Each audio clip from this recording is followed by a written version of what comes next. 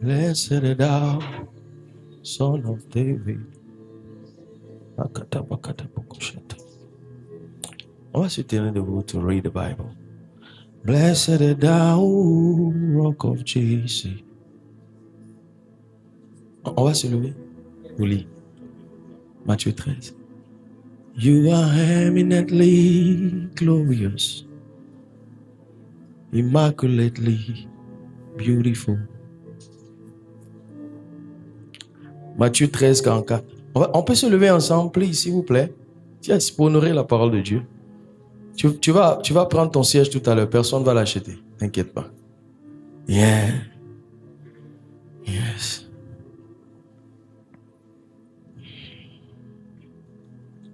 Matthieu 13, 44. Il dit: le royaume des cieux est semblable à un trésor caché dans un champ. Et l'homme qui l'a trouvé le cache. Dans sa joie, il va vendre tout ce qu'il a et achète ce champ. Merci pour cette parole que tu nous donnes, comme pour Marie qui a conçu dans les entrailles de la chair la semence divine. Viens dans cette intelligence humaine placer la semence qui est la parole de Dieu. Fait que pleinement persuadé, nous parvenons à la compréhension, à la statue parfaite de Christ. Amen, au nom de Jésus. Amen. Gloire à Dieu. Alléluia. Gloire à Dieu. Alléluia. Gloire à Dieu. Alléluia. Gloire à Dieu. Alléluia. Assieds-toi dans la bénédiction de Dieu. Oh yes. Oh yes. Je ne t'entends pas. Oh yes. Oh yes. Wow. Est-ce que tu peux acclamer le Seigneur pour sa présence? Est-ce qu'on peut acclamer Jésus?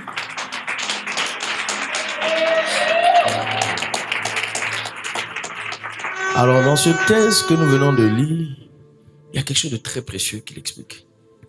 Il y a un homme qui a trouvé un trésor dans un champ. Il est parti vendre tout ce qu'il avait pour acheter ce champ. Ce n'est pas le champ qui était précieux. C'est ce qui était dans le champ qui était précieux.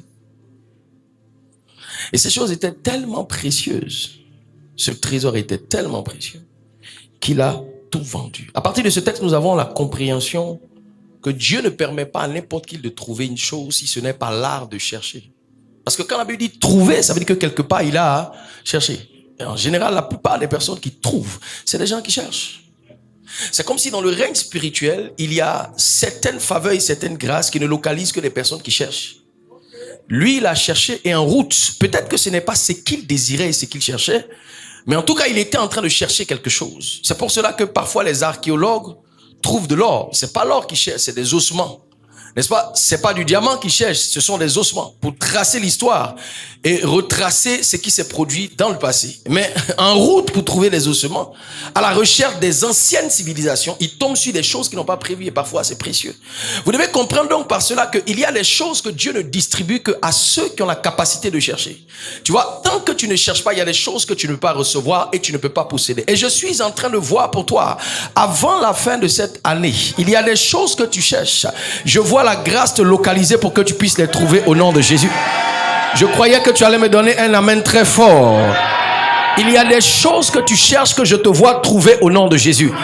Il y a des choses que tu poursuis que je te vois attraper au nom de Jésus. Il y a des choses que tu aspires que je te vois saisir au nom de Jésus.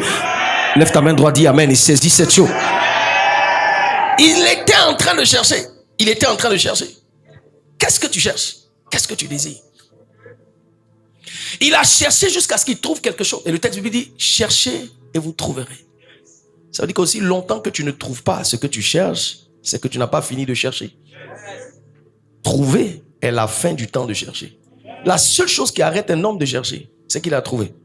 Tant que tu n'as pas trouvé, tu dois chercher. Regarde un voisin, dis-lui, tant que tu n'as pas trouvé, tu dois chercher. Et tout le monde recherche quelque chose. Il y a des femmes qui recherchent un mariage, quelqu'un recherche une solution. Il y a des gens qui recherchent un travail, quelqu'un recherche de l'argent. Tout le monde cherche quelque chose. Il y a forcément quelque chose que tu cherches. Un homme qui n'a pas de recherche et qui n'a pas d'ambition, c'est un homme qui est mort. Il est pire qu'un ver de terre. Inutile à lui-même. Et à lui-même parce qu'il n'a pas de destinée. Qu'est-ce que tu cherches? Devenir une personnalité, réussir certaines choses avec Dieu, vient du sens de chercher. avoir une forte aspiration et un désir d'obtenir quelque chose qu'on n'a pas. Posséder dans le règne spirituel se cache et se donne aux gens qui cherchent. C'est pour cela que parfois vos grands conforts que vous avez avec vos parents autour de vous et les gens qui vous aident et les gens qui vous aiment et le petit talent que vous avez, ça vous met trop dans une position de confort pour chercher. C'est pour cela que les gens qui ont l'avantage de la beauté, l'avantage du talent, l'avantage des parents et certains de ces avantages disposent leur ego pour qu'ils ne soient pas capables de chercher suffisamment. Quand un homme n'a personne autour de lui, personne pour l'aider, personne pour l'accompagner, personne pour l'encourager, son désir de chercher est plus profond. C'est pour cela que parfois c'est après de grandes souffrances que la maturité du désir de chercher devient profond et on est capable de rester toute la nuit en train de chercher, réfléchir. Et parfois on atteint les capacités de posséder et de chercher après avoir traversé beaucoup de situations difficiles et douloureuses. Parce que parfois chercher revient aux gens qui sont matures, aux gens qui savent ce qu'ils veulent dans la vie. Est-ce que tu sais ce que tu veux? Est-ce que tu sais ce que tu cherches? Je veux prophétiser pour 10 personnes ce soir. Vous trouverez ce que vous cherchez au nom de Jésus. Donne-moi un amen très fort. Tu regardes dans le texte, tu vois une nuance assez importante. Parce que la Bible dit que celui qui a cherché et qui a trouvé le trésor a vu le trésor dans un champ. Et il allait vendre tout ce qu'il avait pour acheter le champ. Ça veut dire que le propriétaire du champ avait le champ avec un trésor, mais ne savait pas ce qui était à l'intérieur. Il est possible que tu sois à côté de ce qui va changer ta vie. Il est possible que tu sois assis à côté de la personne qui va transformer ton destin. Il est possible que tu vives autour de la chose qui va te rendre important.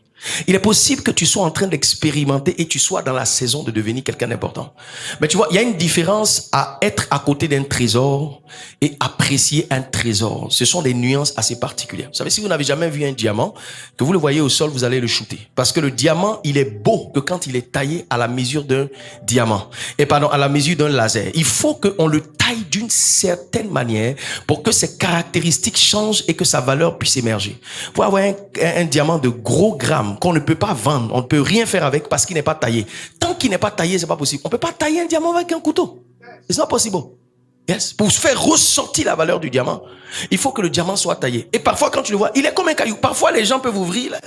J'étais parti une certaine année à Brazza. Et de Brazza, on est allé dans un aéroport militaire à Kinshasa. Bon, c'est pas à Kinshasa, mais au Congo, Kinshasa.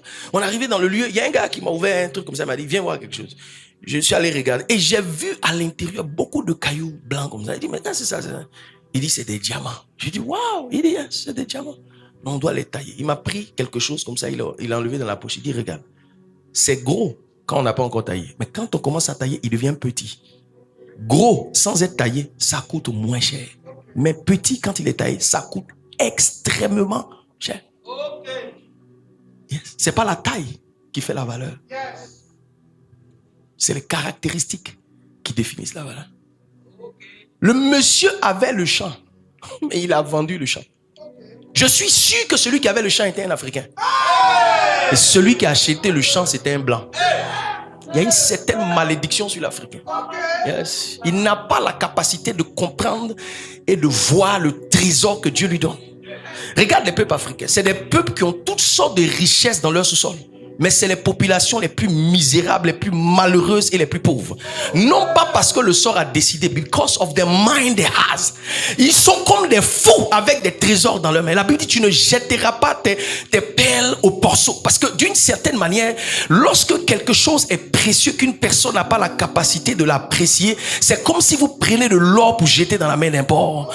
En fait, le monsieur avait un trésor dans sa main, mais il ne savait pas. Il voyait le trésor dans son champ, mais il ne savait pas. Il voyait cette femme à côté de lui, mais il ne savait pas que c'était la femme de sa vie. Elle voyait cet homme à côté de lui, mais elle ne savait pas que c'était l'homme de sa vie. Il voyait une opportunité devant lui, il ne savait pas que c'était l'opportunité de sa vie. Il voyait un privilège, un accès qui lui avait été dédié, mais il ne savait pas que c'était l'accès qui allait le qualifier pour monter à la prochaine étape de sa vie. Et comme il n'avait pas la capacité de l'apprécier, il a préféré s'attacher à un plaisir et à une récompense immédiate. Quelqu'un est venu de l'autre côté, lui a dit, écoute, j'ai un peu d'argent pour ton champ. Est-ce que tu peux me donner ton champ? Il dit, oui, il n'y a pas de problème, tu le vends à combien? Il dit, je le vends à tel prix. Il dit, il n'y a pas de problème. Et la Bible dit qu'il est allé vendre tout ce qu'il avait. Tu vois, la valeur du champ était tellement précieuse qu'il devait vendre tout ce qu'il avait pour acheter le champ. Il a tout vendu. Tu vois, un petit champ, il a tout vendu. Il y a des gens, parfois, quand tu trouves un trésor, tu dois les vendre. Quand l'argent même suffit pas, il y a des cousins que tu dois vendre. Il y a des tantes que tu dois vendre, des cousines, des cousins, des amis. Tu dois les placer en garantie pour au moins 5-10 millions. Parce que c'est des gars qui sont inutiles. La dernière fois, je regardais un micro-trottoir, ils ont demandé à un monsieur, est-ce que tu peux vendre ton oncle pour 100 millions? Il dit, emmène-moi 1 million derrière, t'envoie en garantie. Ça dit, il y a des gens, même à un moment donné, qu'on doit vendre. Il est allé vendre tout ce qu'il avait pour aller acheter le champ. Parce qu'à l'intérieur du champ, il y avait un trésor particulier. Voyez donc que la différence, ce n'était pas le trésor. La différence, c'était les yeux de qui regardait le trésor. Parfois, ce ne sont pas les oreilles le problème, c'est qui entend. C'est pour cela que le prophète, quand il annonce le message, il dit que celui qui a des oreilles pour entendre, que celui qui a des yeux pour voir. Parce qu'on peut regarder sans voir, on peut entendre sans entendre. Mais je veux prophétiser pour quelqu'un qui entend le son de ma voix. Quand tu vas sortir d'ici, tu verras le trésor que Dieu a placé en tes mains au nom. Tu saisiras la grâce et le privilège que Dieu place devant toi au nom de Jésus. Amen. Attrape cette...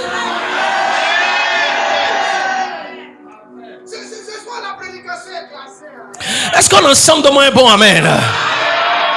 Il y a quelque chose de précieux que Dieu a mis dans ton champ. Mais tu ne vois pas. Quelque chose de précieux. Quelque chose de précieux. Quelque chose de très précieux est en tes mains. Tu vois, le bishop Ogo m'a dit quelque chose. Il a dit, c'est certain quand on échange avec toi que tu transportes quelque chose de très spécial. Mais je suis sûr que ton malheur, c'est que tu as des personnes qui t'entourent, qui ne voient pas le trésor que Dieu a mis en toi. Yes, he told me that. Et tu vois, il m'a fait voir quelque chose de différent parce que comprendre l'onction, si tu es oint, tu peux savoir que tu es oint. C'est pas de l'orgueil, mais si tu transportes quelque chose, tu peux le sentir à l'intérieur de toi. Mais il m'a fait voir quelque chose de très différent. Il m'a dit, tu dois faire attention parce qu'en fonction de ce que tu transportes, il y a un type de personne que tu dois faire graviter autour de toi. Si tu as des gens comme tous les autres, tu ne pourras pas faire plus que les autres et égal aux autres. Parce qu'en fonction de ce que tu as, tu dois essayer de t'environner uniquement de type de personnes qui ont la capacité de voir le dépôt qui est à l'intérieur de toi. Mais c'est sûr qu'il y a quelque chose en toi. Tu vois, donc toi-même, tu peux porter un trésor que tu sais que c'est un trésor, mais tu ne sais pas comment l'exploiter et l'utiliser. Parce qu'il est en train de me faire voir que je ne peux pas me faire entourer par tout type de personnes. Ça veut dire que oui, tu as quelque chose, mais ce que tu as ne deviendra pas quelque chose si tu ne sais pas quel type de personne correspond à qui t'entoure. Parce que tu peux avoir un trésor qui ne deviendra rien parce que tu as un type de personne qui ne voit pas le trésor. Il voit le champ, mais il ne voit pas le trésor. Le premier propriétaire voyait le champ, mais le deuxième propriétaire avait vu le trésor qui était caché dans le champ. Que Dieu ouvre tes yeux, que tu vois le trésor qui est dans le champ. Lève ta main droite, dis Amen et reçois cette grâce. Vends tout. Regarde ton voisin, dis-lui vends tout. Vends tout. Vends tout pour avoir ce champ. Fais tout ce que tu peux pour avoir ce champ. Fais tout ce que tu peux. Dans ce champ, il y a un trésor. Et le champ peut être représentatif d'un homme qui est assis ici, en qui il y a un trésor. Qui dans les semaines à venir, je vois ce trésor émerger au nom de Jésus. Je vois un trésor dans la destinée d'une personne qui va commencer à s'allumer au nom de Jésus. Je parle à la manière des prophètes et je déclare et décrète que dans le cours de la semaine et du mois qui est dans lequel nous sommes, le trésor qui est caché dans le champ que tu représentes va émerger au nom de Jésus. Et si celui qui est à côté de toi ne voit pas le trésor, Dieu va emmener quelqu'un de loin. God will send somebody from afar to come and buy this land in the name of Jesus. Dieu va envoyer quelqu'un de très loin pour venir donner de la valeur à ce champ au nom de Jésus. Dis Amen et attrape. Dis Amen et saisis. Dis Amen et possède. Lève tes deux mains, dis Amen. Jaloux. Quand tu portes un trésor en toi, les gens sont bizarres. Les gens sont comment? Bizarre. Comment tu peux avoir un tel type de trésor dans ton champ et il n'y a personne qui a été capable de te dire qu'il y a un trésor? Il y a des gens qui voient ce trésor, mais ils ne vont jamais te dire que c'est un trésor. Il sait. Il sait ce qui est dans le champ là. Il sait. Il knows it. But he will never tell you anything. Yes. Il ne va jamais te dire que c'est précieux. Il ne va jamais apprécier ça. Parce que son champ est vide. Il va peut-être te laisser vendre le champ. Et un jour, il va te dire, tu sais, le champ que tu avais, il y avait quelque chose de précieux dedans. Pourquoi tu l'as vendu? Il a dit, ah, mais je ne savais pas. Il va dire, ah, moi aussi, tu ne m'as pas demandé. Yes. Yes. Yes. People are so wicked. quand Christ voulait définir la valeur de l'homme, il a dit, si vous les hommes aussi méchants que vous êtes, c'est-à-dire l'homme moyen, il est aussi méchant. Dis avec moi, l'homme moyen. Il a dit, standard normal de l'homme, c'est aussi méchant. Il dit, si vous les hommes aussi méchants, la première manière dont Christ a qualifié l'homme, c'est aussi méchant. C'est-à-dire, on est comparativement méchant au même niveau. Maintenant, parmi les méchants, il y a les méchants. Elles sont communiquées. Il voit le trésor, mais il ne va pas te dire. C'est quand tu as fini de vendre.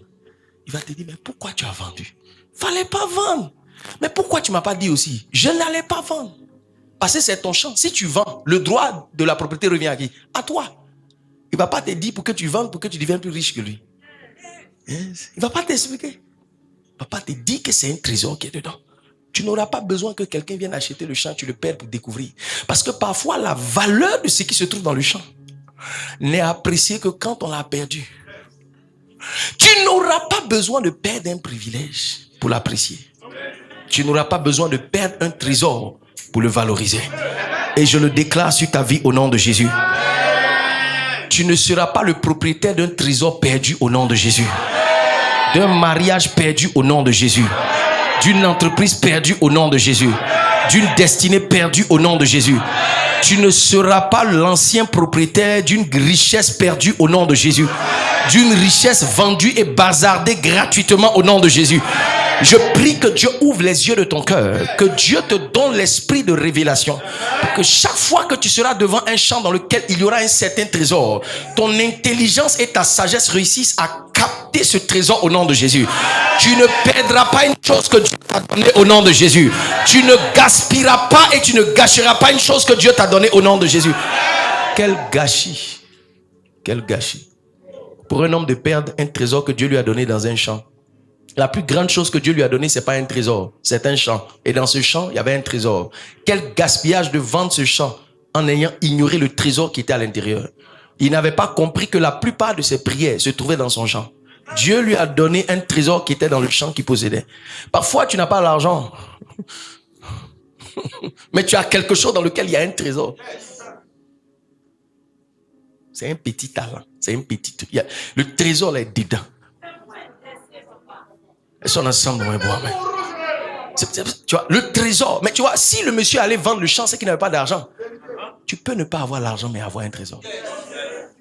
Yes. Parce que le montant que tu as aujourd'hui sur ton OM, sur ton Wave, sur ton MTN, sur ta banque, n'est pas le prix de la valeur que tu transportes. Le trésor qui est dans ton champ est plus cher que l'argent que tu as. Ça veut dire que l'argent que tu n'as pas ne justifie pas ce que tu es. Parce qu'il y a un trésor à l'intérieur du champ. Il y a un trésor à l'intérieur du champ. Je dis, il y a un trésor à l'intérieur du champ. Je dis, il y a un trésor à l'intérieur du champ. Je dis, il y a un trésor à l'intérieur du champ. L'or et l'uranium se trouvent dans le sol. Si je mets devant toi une flaque d'uranium, tu ne peux pas savoir. Tu ne peux pas savoir. Regarde, l'uranium qui est au Niger et au Tchad, ça peut nourrir toutes les bombes nucléaires du monde. Yes. C'est quelque chose de précieux. Mais les gens sont assis dans la terre rouge. Il n'y a pas de maison, il n'y a pas de pont. No runabout. Même rond-point, il n'y a pas. Yes. On demandait à quelqu'un qui est allé au Niger, au Tchad. Il n'y a pas.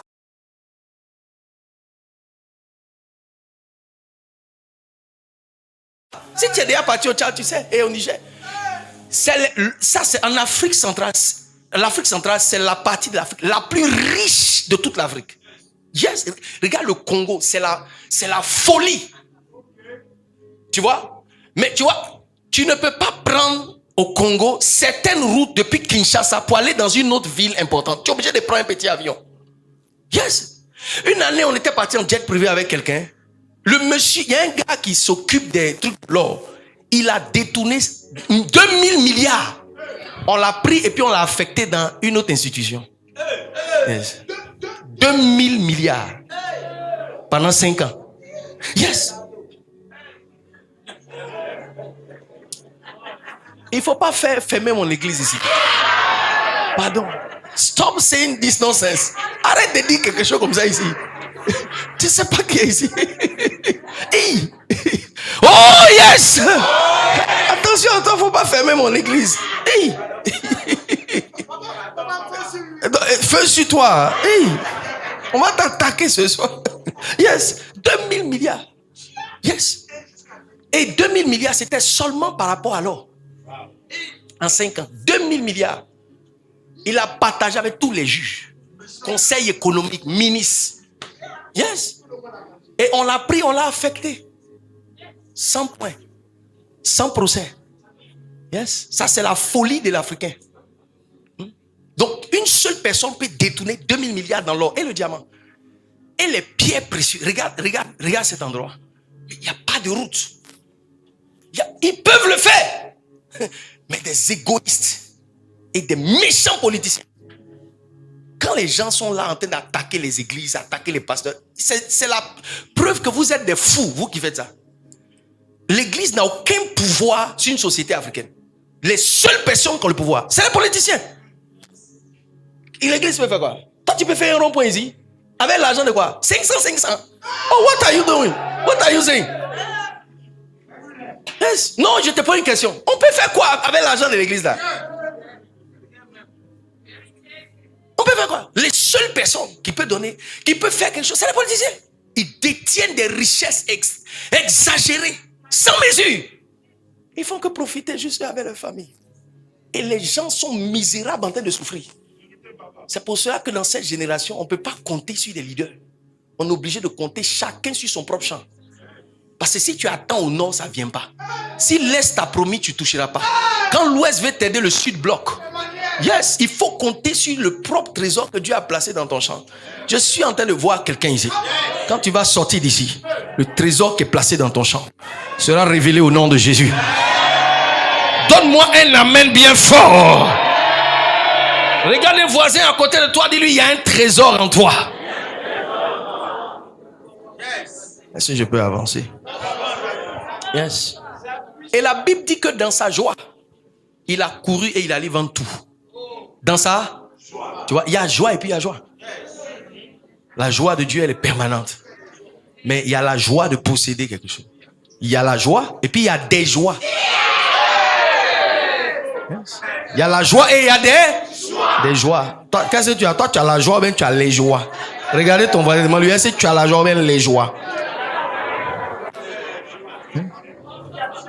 Yes. Yes. Quel dicton premier ministériel. Yes. Oh yes. Il dit dans sa joie, il allait vendre tout. Que Dieu te donne la joie de trouver ce trésor au nom de Jésus. Que Dieu te donne la joie de posséder ce trésor au nom de Jésus. Que Dieu te donne la joie d'attraper ce trésor au nom de Jésus. Que Dieu te donne la joie de saisir ce trésor au nom de Jésus. Que Dieu te donne la joie de saisir ce grand trésor au nom de Jésus.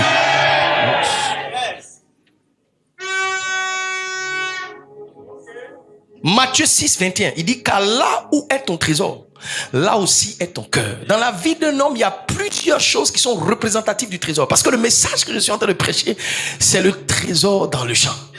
Le trésor dans le champ. Tous les trésors ne sont pas dans le champ. Il y a, le premier trésor est dans le champ. Yes. Et l'homme, dans la vie d'un homme, il y a 10 trésors. Yes. Et le premier, c'est le trésor qui est dans le champ. Ce trésor est tellement précieux. Yes. Ce trésor est tellement précieux. Matthieu chapitre 6, 33. Il dit, cherchez premièrement le royaume des cieux et sa justice. Voici le premier trésor, le trésor qui est dans le champ. Cherchez premièrement le royaume des cieux et sa justice. Et toutes ces choses vous seront données par-dessus. Il est en train de dire que le trésor que tu cherches n'est pas prioritaire en matière de quête. Si tu veux faire des recherches, il y a quelque chose d'autre que tu dois chercher pour avoir ce que tu cherches. Donc, ta recherche devrait te pousser à chercher quelque chose pour que ta recherche puisse aboutir.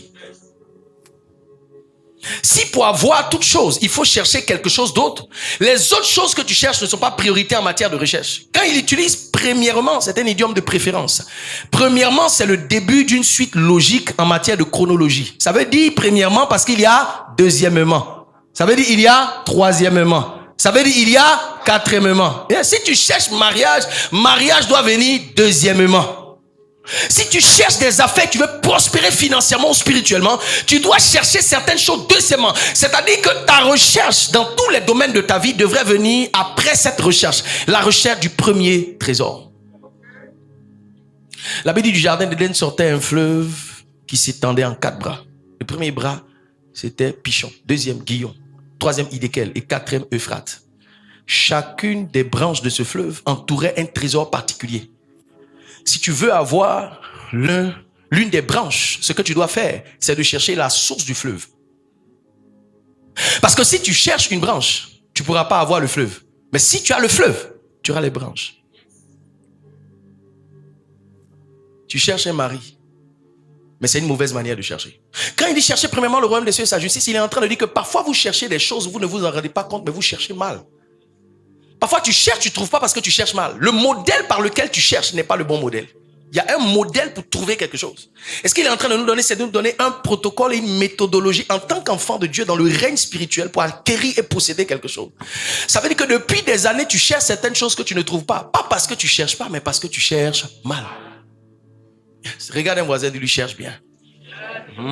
Dis-lui encore cherche bien. Quelqu'un voulait de l'or. Il allait prendre une pioche. Et puis une pelle. Et puis une brouette. Oui, il est en train de chercher. Mais pour avoir de l'or, c'est difficile d'utiliser une pioche. Yes. Et si c'est seulement par une pioche, avec des pelles, vous devez être des centaines de personnes. Si vous êtes déjà allé sur une mine, donc, les pelleteuses là, excaveta, c'est qu'ils ont pris pour casser toutes les maisons à Abidjan. Yes. Un seul comme ça, pour louer par jour, c'est 300 000 la matinée sur un chantier d'or. Yes. Il faut une certaine quantité de sable à prendre pour faire passer dans le tamis et dans le processus de rinçage pour avoir une petite quantité d'or. C'est-à-dire que parfois pour avoir quelques grammes d'or, la quantité de sable qu'il faut tamiser, qu'il faut faire passer à l'eau, qu'il faut filtrer, c'est incroyable. Une grande quantité de sable. Donc ta petite pelle est ta pioche là. Pour trouver l'or là, c'est 100 ans ou 200 ans. Mais tu as trouvé l'or comment? Parce que pour avoir l'or, parfois, il faut aller à 10 mètres, 20 mètres, 30 mètres, 50 mètres, 60 mètres, 100 mètres. Yes. Tu dois creuser profondément. Et ça, c'est l'or. En bas de l'or, il y a le pétrole. En bas du pétrole, il y a l'uranium. C'est beaucoup plus profond. Quand on parle de l'uranium, on parle de fourrage. 100 mètres, 200 mètres, 300, 500 mètres en bas du sol. Tu vas prendre pelle. Tu vas prendre quoi? Tu cherches, mais tu cherches mal.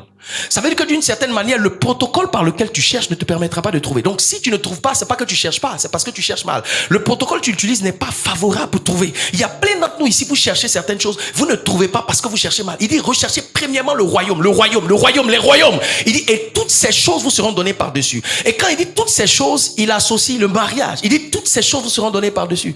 Il associe le travail. Il dit, toutes ces choses vous seront données par-dessus. Il associe l'argent. Toutes ces choses vous seront données par-dessus. Il associe toutes sortes et toutes formes de bénédiction. Il dit toutes ces choses vous seront données par-dessus. Ça veut dire qu'il n'y a pas quelque chose que tu cherches que le royaume ne peut pas te donner.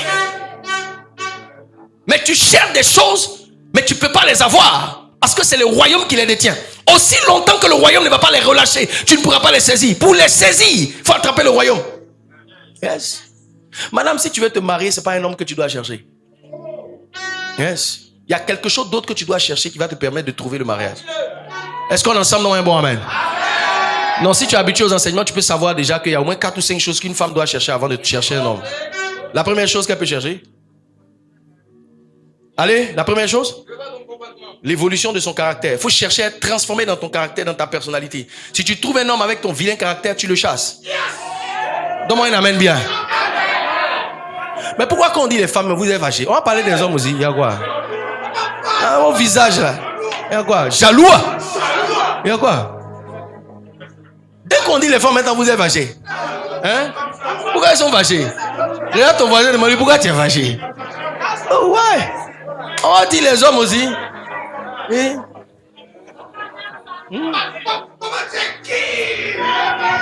Yes. Si tu prends un homme qui doit prendre, il a trouvé une femme qui est une très bonne femme et qui n'a pas travaillé son caractère, il va la chasser. Sinon, il n'y a pas bon garçon, mais il y a un peu de bonne femme. Mais bonne femme, là, c'est pas beaucoup aussi. Si tu as raté, tu as payé. Tout le reste, ça c'est pour payer. Oui. Donne-moi un amen bien.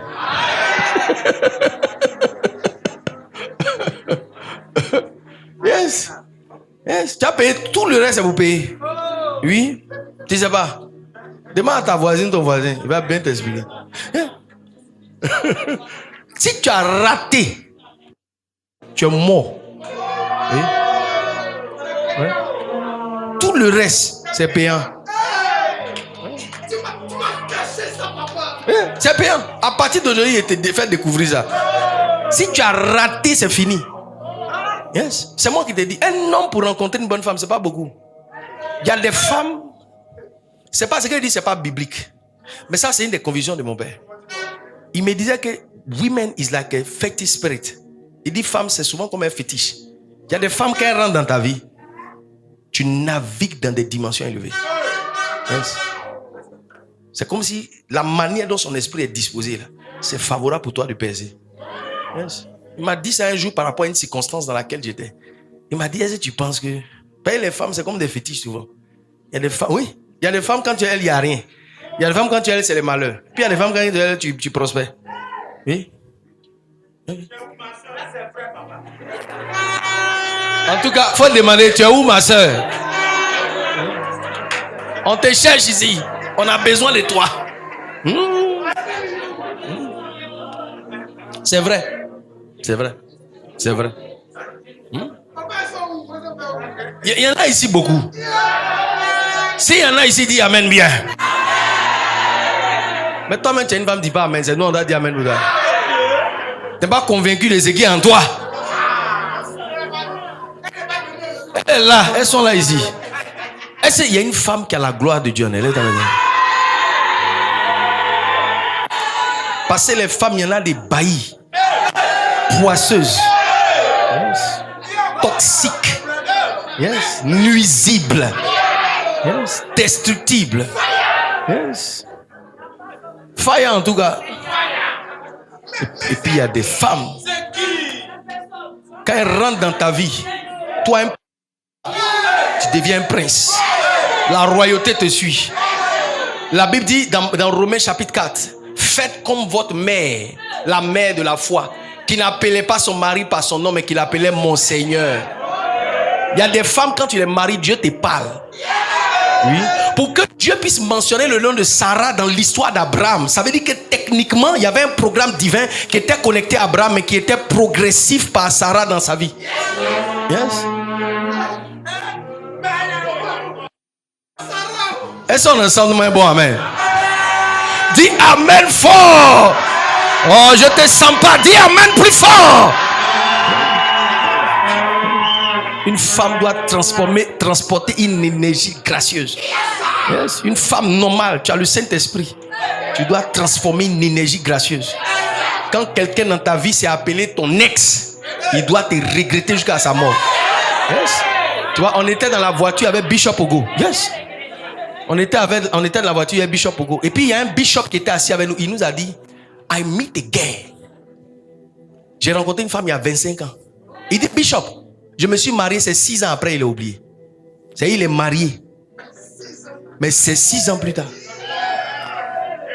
Il dit, I don't know how to describe and explain to you. Je ne sais pas comment te décrire et t'expliquer.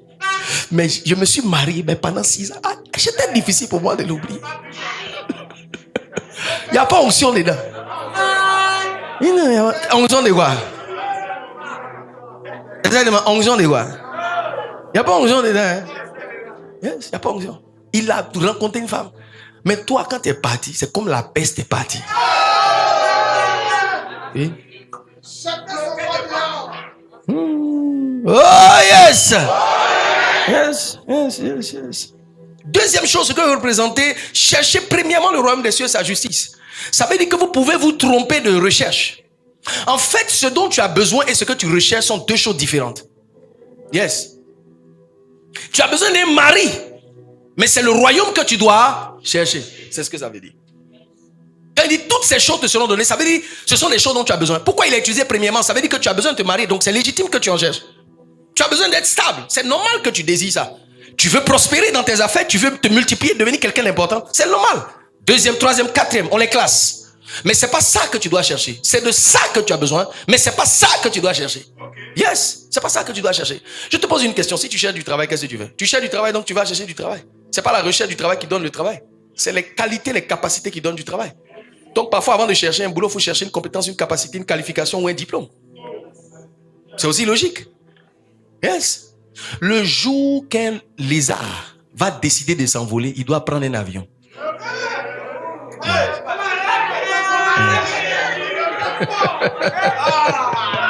Le jour qu'un lézard va décider de s'envoler, il doit prendre un avion. Yes. Parce que même si le lézard était un intercesseur, Dieu n'a jamais exaucé un animal en changeant sa nature. Yes. Dieu ne peut pas t'exaucer pour te donner des ailes. Donc quand le pigeon est en train de chanter, son chant à double tour, le lézard peut faire aussi, et puis le pigeon fait, le lézard aussi fait quoi? Mais quand il est l'heure de s'envoler, le pigeon détend ses ailes et il se lance dans les airs. Quand le gecko marche comme ça, s'il veut s'envoler, il doit briser la loi de la gravité, briser la loi de l'aérodynamique. Il doit briser un certain nombre de lois pour s'envoler. Et la meilleure manière de briser ces lois, c'est d'utiliser un réacteur pour lui permettre d'être suspendu dans les airs. Mais tu vois, quand le lézard va briser la loi qui fait voler l'oiseau et qui va monter dans cet avion, l'avion va s'élever au niveau de l'oiseau, mais l'avion va voler au-dessus de l'oiseau. Yes. Donc quand Dieu t'exauce, il te donne pas des ailes, il te met dans un avion pour dépasser ceux qui ont des ailes. Et cet avion s'appelle le royaume des cieux. Et cet avion s'appelle Jésus-Christ. Est-ce que je peux prophétiser pour quelqu'un? Quand tu vas sortir d'ici, l'avion Jésus va te faire voler au-dessus de tout au nom de Jésus. Lève ta main droite, dis amen et monte dans cet avion. Dis amen et monte dans cet avion. Monte dans cet avion au nom de Jésus. Est-ce qu'il y a quelqu'un qui peut dire royaume des cieux, royaume des cieux, royaume des cieux, royaume? Regarde un voisin à côté de toi, dis-lui recherche le royaume des cieux.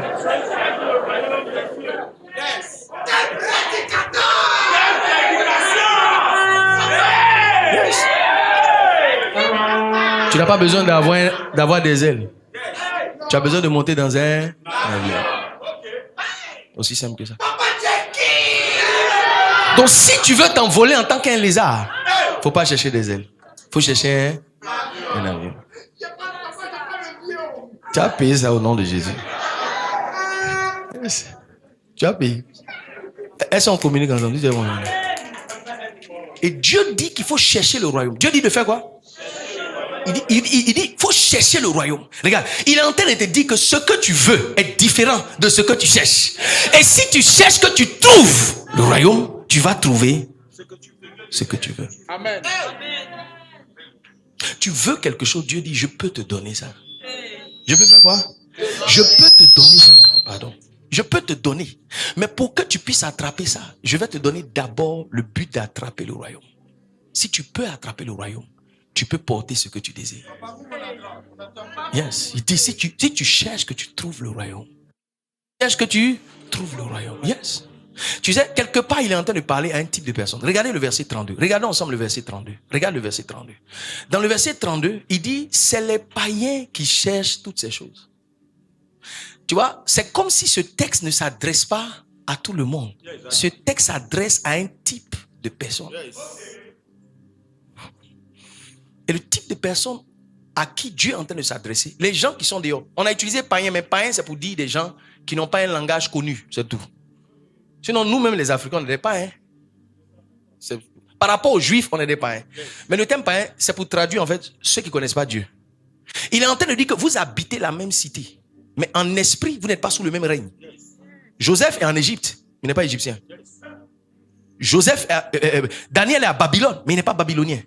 Les Babyloniens ont besoin de manger les sacrifices tués pour des idoles. Daniel ne mange pas ça. Il fait 21 jours de jeûne et Dieu lui... Shadrach, Meshach et Abednego n'ont pas mangé les fruits qui étaient dédiés au Dieu. On les a mis dans une fournaise ardente. Et il y avait un quatrième personnage qui était dans la fournaise. On vit dans ce monde tous.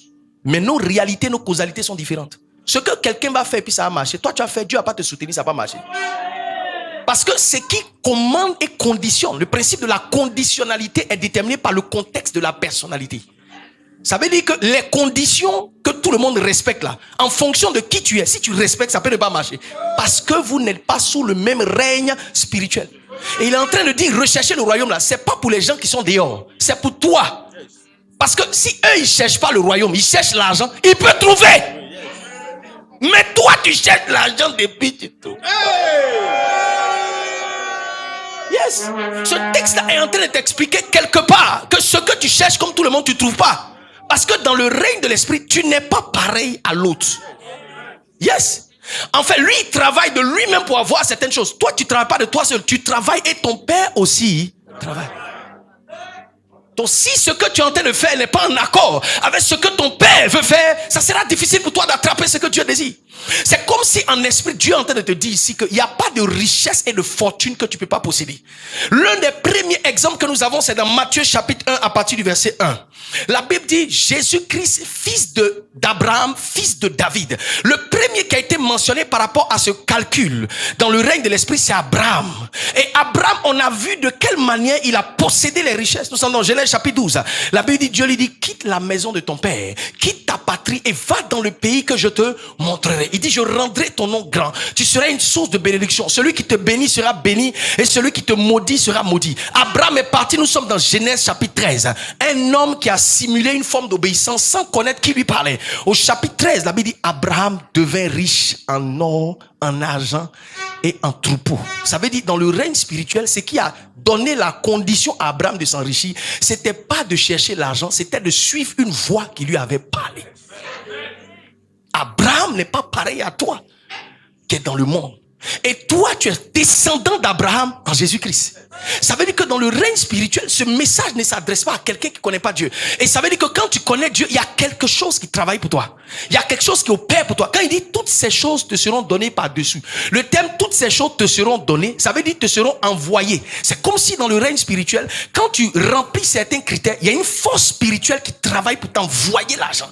C'est pour ça souvent tu n'as pas d'argent, tu pries pas même, tu es découragé, tu es couché, tu es fatigué même, et puis on t'appelle. Quelqu'un te dit, je veux t'envoyer quelque chose. Donne-moi ton wave. Regarde, quand tu vas quitter ici, quand tu vas sortir d'ici, quelqu'un va t'envoyer quelque chose au nom de...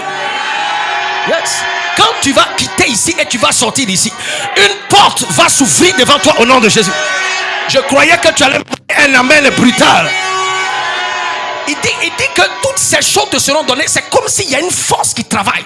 Faut chercher Dieu. Faut chercher Dieu. La force qui doit travailler là, c'est pas un fétiche. Pour le fétiche, il faut faire un sacrifice. Mais pour un enfant de Dieu, il faut chercher Jésus. Il y a une certaine force qui peut travailler pour toi. Goliath n'est pas trop fort. Si la force là t'a localisé, Goliath n'est pas trop fort. Il n'y a pas de business qui ne peut pas prospérer si cette force t'a localisé. Il dit, et toutes ces choses te seront données, te seront envoyées. Il dit, il envoya sa parole. Et sa parole est guérie. Ça veut dire qu'en fonction de à quel niveau tu es et de quel besoin tu as, si tu trouves le royaume, il y a une force qui te sera envoyée. Ça ne va pas reposer forcément sur un homme, mais le concours des circonstances va s'aligner pour produire ce que Dieu avait prévu pour toi. Regarde, je suis en train de prophétiser à partir de ce texte biblique. Il dit, si tu trouves le royaume, toutes ces choses te seront données.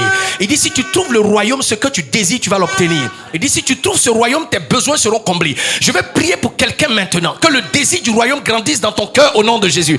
Que la puissance de rechercher le royaume puisse produire dans ta vie des résultats au nom de Jésus. Lève ta main droite, dis amen et reçois cette grâce. Regardez Joseph. Assieds-toi dans la grâce de Dieu. Regardez Joseph.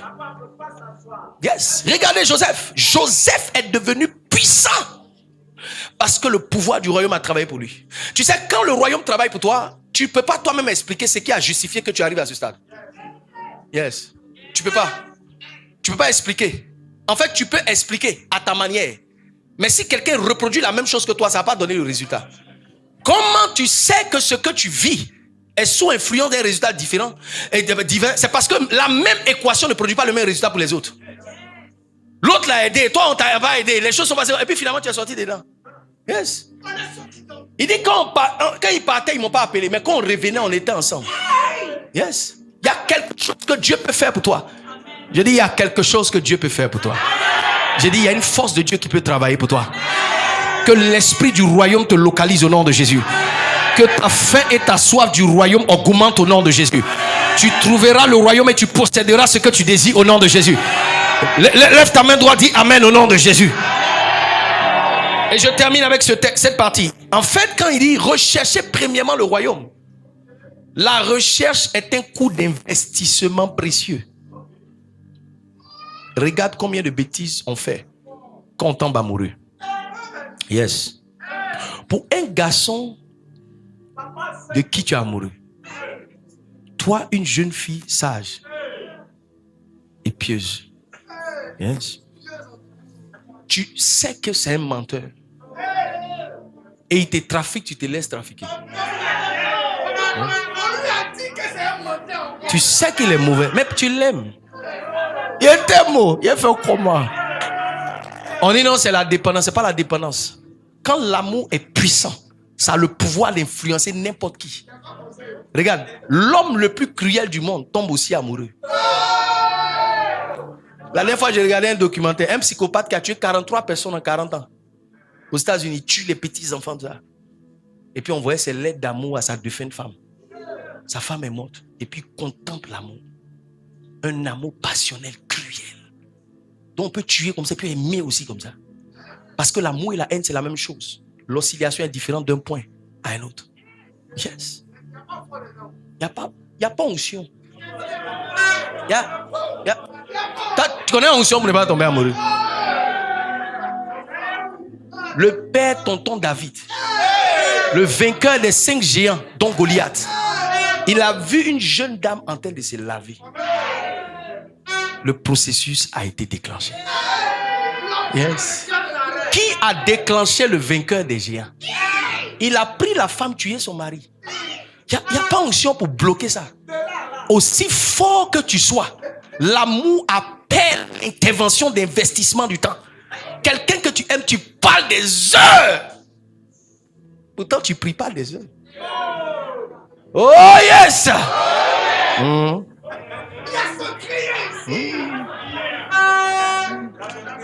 Elles sont en communication. Il y a un grand frère marié avec sa femme depuis 30 ans. Récemment, j'ai appris qu'il a donné 50 millions à une jeune fille. Yes. 15 millions. 50 millions. Je l'ai appelé, je lui ai dit que mes grands frères, j'ai appris quelque chose. Est-ce que c'est vrai? Il dit, mais qui t'a dit ça?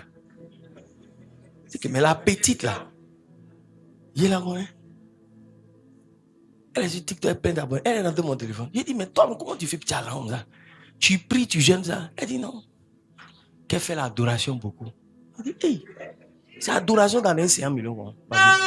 Elle dit, on cause tout ça. J'ai dit, mais viens, elle dit, viens, va. Elle me tourne de. J'ai dit, ok. Et puis je lui demande, mais qui te fait? Tu peux dire comment ça fait petit à ça? Tu payes les coins 25 millions magasin. Tu fais ça comment? Elle dit non, c'est mon chéri. J'ai dit, ah bon, il est où? Elle m'a raconté des films. Après, elle m'a bien expliqué. Elle a dit, c'est qui ça? Elle m'a dit non. Il dit, mais lui, là, il le connaît. Elle dit, ah bon, faut pas lui dire, faut pas le gâter. Il dit, non, il n'est pas gâté. Il dit, mais, et puis, elle dit, c'est pas à manger, là.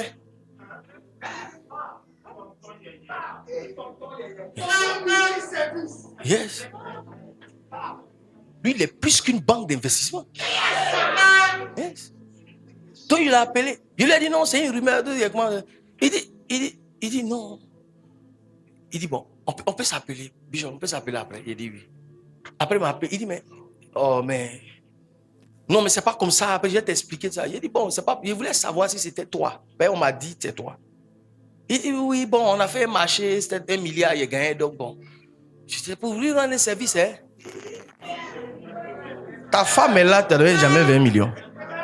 Tes employés sont là, ils sacrifient des mois en train de bosser. Toi, tu n'as jamais donné 1 million. Le tu donnes 20 000, tout le monde crie. Tes petits frères sont assis là, Satan les a traumatisés. Tu n'as jamais enlevé 1 million pour soutenir quelqu'un. Tu prends 50 millions, tu donnes à une femme. Mais tu vois, ce qui me dérange, ce n'est pas qu'il ait donné 50 millions. Ce n'est pas mon argent. Donc, ça ne m'intéresse pas. Le fait, c'est quoi? Le fait, c'est que si tu tombes amoureux, la preuve se voit par le niveau d'investissement que tu mets dans la personne de qui tu tombes Amour. L'amour qui vaut un investissement de 50 millions. Hey, Jesus.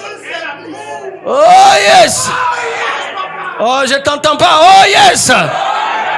Il y a des femmes qui sont en train de prier. Ça ne va pas arriver. Ça ne va pas arriver.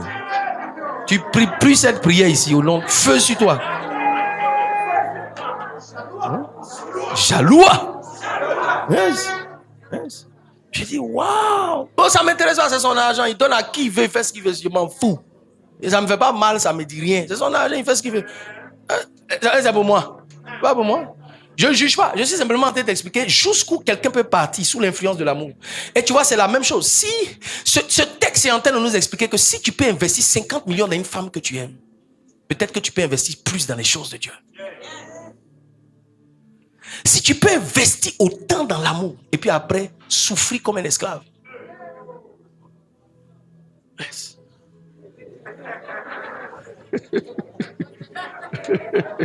Oh yes!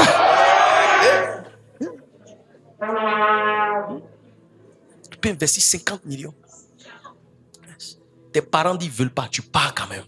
Tu investis la force, tu investis le temps, tu investis l'argent, tu investis ta vie. Par amour.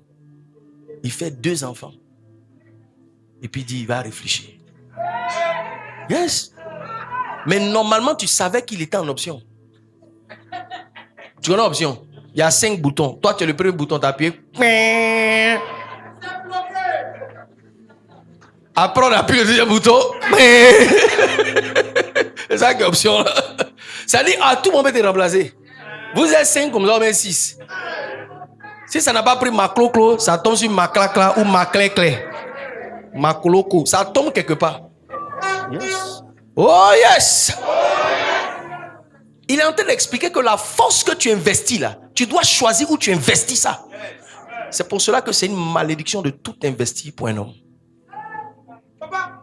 C'est une malédiction pour toi, une femme, de tout investir et de tout sacrifier pour un homme que tu aimes. C'est une malédiction. Oui, c'est pour Dieu on fait ça. Tu ne peux pas sacrifier tout. Tes parents ne veulent pas. Les choses sont compliquées. Tu es tombé amoureux. Écoute-moi bien, dans la vie, tu peux tomber amoureux 17 fois. Oui. Yes.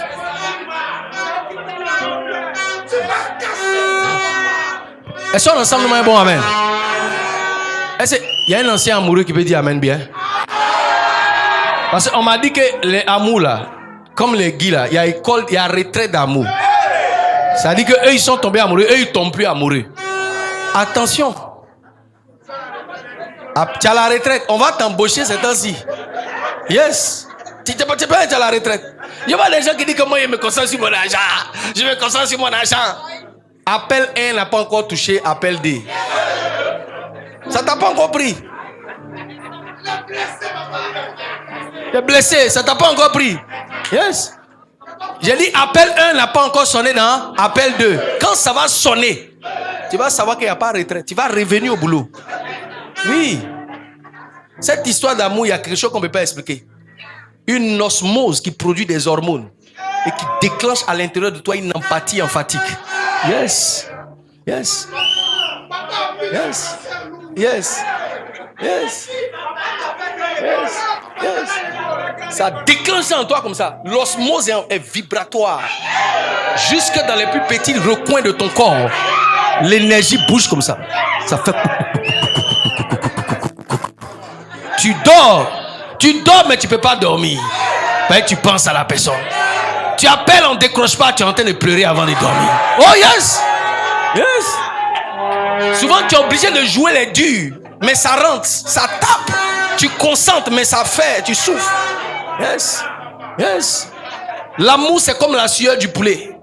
C'est en bas des ailes, tu ne vois pas. Yes! Yes! Tu peux faire semblant, mais tu sais, tu sais? C'est dedans ou c'est pas dedans? Les plus forts dedans, c'est ceux qui savent se contrôler. Il fait comme s'il n'a pas peur. Surtout quand tu es un peu religieux. On dit ça va, tu dis oui, ça va. Oh, si on te touche, quand tu es évanoui tout à l'heure. Yes. Tu es fendé, tu as mouru. Mais tu fais semblant. Yes. Oui, dans l'adoration, plein de gens qui pleurent, c'est amour. Yes. Let me explain to you. Bishop Ogo cette semaine nous a entretenu avec un message puissant. Il dit toutes les personnes qui pendant le programme pleurent, venez. Toute la salle est venue. Et pendant, il est en train de prier, puis ça repleure. Balai de pleurs de près de 100 personnes. Yes. Regarde ton voisin, dis-lui, je t'aime, je t'aime. Yes. Regarde le voisin, bouge, j'avais dit, je t'aime, je t'aime. Hey! Les gens qui n'aiment pas qu'on leur dise je t'aime là, c'est eux qui sont les plus fins même. Ceux qui font comme s'ils sont durs là. Ils ont des petits couloirs, ils ont des petits trucs, ils se cachent un peu. Forcément, ça prend forcément. Dis oh yes! La force que tu mets dans l'amour, mets cette force en Dieu. La force que tu mets dans la recherche de l'argent, mets ça dans le royaume. La force que tu mets pour obtenir la gloire, mets cette force dans le royaume des cieux. Tu vas attraper. Je vois quelqu'un qui va attraper au nom de Jésus. Lève tes mains avec moi, nous prions en 2 minutes.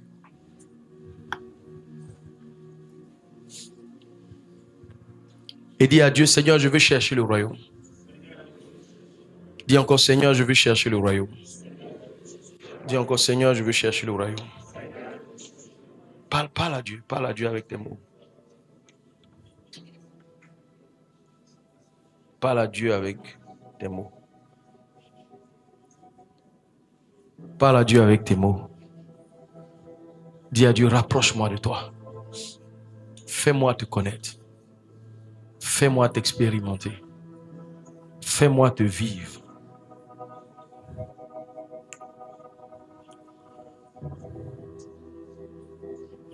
C'est Dieu que nous voulons. C'est Jésus que nous cherchons. Nous voulons faire l'œuvre de Dieu et nous impliquer pour faire les choses de Dieu. Ne mets plus jamais ta force et toute ta force sur une femme ou un homme. Même si tu mettras ta force dans ta femme ou dans tes enfants. Mais ne mets pas toute cette force dedans. La garantie du résultat, ce n'est pas le niveau de force que tu investis dans cet homme ou dans cette femme. La garantie du résultat, c'est le niveau de force que tu investis dans Dieu. Parce que le résultat est déterminé par Dieu.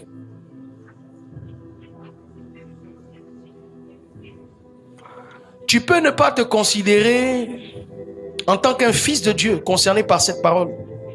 Mais ta vie peut te montrer le témoignage de ce que je dis. Ta propre vie. Your own life will show you. See yourself.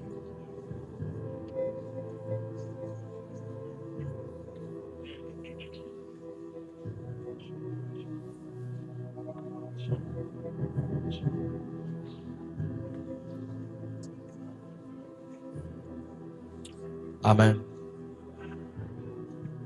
Assieds-toi.